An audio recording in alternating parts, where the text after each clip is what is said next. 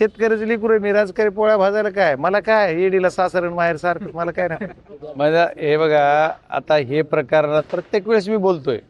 आता पण आज सांगायचा विषय जर झाला तर तो व्हिडिओ रात्री मी पण पाहिला, एक कोणीतरी आपण दुसरा बोलतोय आणि परत पण हा बोलतोय. तर मग हे आपण म्हणताय आमचं पोलीस यंत्रणा आहे की यांना काही सापडत नाही, आणि हा तो जगजाहीर आरोपी असणारा व्हिडिओ देतोय. मग आता हे पोलिसाचं अपयश आहे का यश आहे? गृह खात्याचं सुद्धा काय बघितलं पाहिजे, गृह खात्याची म्हणजे काय म्हणायचं की मुख्यमंत्र्याला झेपण आहे काय वाटायला मला. मात्र जितेंद्र आव्हाडासारखा नेता असेल किंवा तुमच्यासारखे खासदार असलेल्या लोकप्रतिनिधीला तो जर अशा पद्धतीची धमकी देत असेल तर त्याची मुजोरी किती मोठ्या प्रमाणात वाढली आणि एकंदरीत त्याची दहशत अशी आहे तरी काय? जाऊ द्या, धमक्या देणारे कुठे काय करत असेल, त्याला काय धमक्या द्यायचं काय विषय, त्याचा ते धमक्याचा विषय नाही. पण विषय असा आहे की ज्या गोरगरीब समाजावर अन्याय झालाय, गोरगरीब माणसावर अन्याय झालाय, त्याचं काहीतरी व्हायला पाहिजे ना. आणि एवढी धमकी देतोय व्हिडिओमध्ये, समजा काय करतोय काय बोलतोय, तर त्याच्यावर कारवाई व्हायला पाहिजे.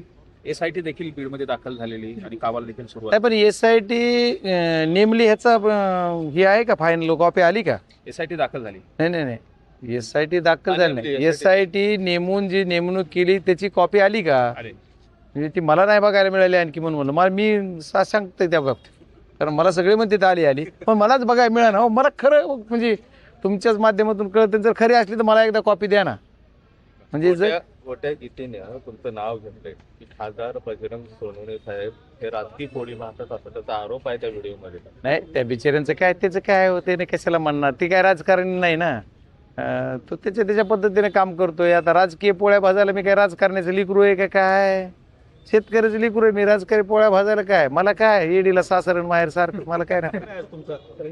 मी तुमच्या प्रश्नाला सलोट करतो आणि आज मैत्र दिनाच्या सर्व देशातील माझ्या मित्रांना, परदेशातील माझ्या मित्रांना शुभेच्छा देतो. आणि नाही, पुढचं ऐका तर, या शुभेच्छा मी सर्वांना देतो. आणि सन्माननीय माझे मित्र आदरणीय धनंजय मुंडे साहेबांसाठी जे तुम्ही विचारलं त्यांना माझ्या एकच सल्ला तर नाही, पण मैत्रीच्या शुभेच्छा नक्कीच आहेत.